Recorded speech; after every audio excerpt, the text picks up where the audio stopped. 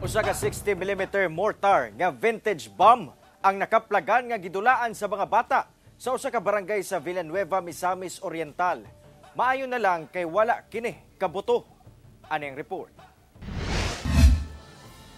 Paspas nga miresponde ang mga personahe sa Misamis Oriental Provincial Explosive Ordnance Disposal in K9 Unit ug LGU sa sitio Alubihid, Poblasyon 1 sa Villanueva, Misamis Oriental. Sa gikatahong nakit-ang vintage bomb sa lugar.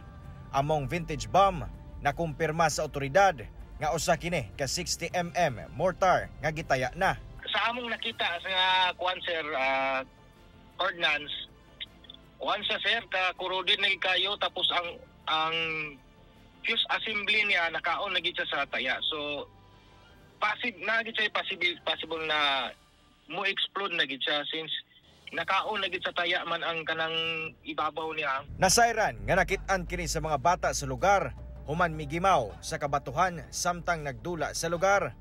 Maayo na lang kay naabtan kini og mga hamtong og nabadlong ang mga bata nga dili dulaan ang maong bomba. So ang saysay sa mga bata nagdula-dula lang sila, ang maginahilig sa mga bata balay-balay ana og ila tong nakit-an. So may na lang yun sa ngayon kay wala nila gidukdok, wala nila itsa-itsa. Nasayran sab nga maong lugar kanhi kampo sa mga sundalo kaniadtong panahon sa giyera. Amo na ni siyang gibutang sa among temporary collecting point diya sa Villanueva, Misamis Oriental and awaiting na po ni siya for disposal, sir.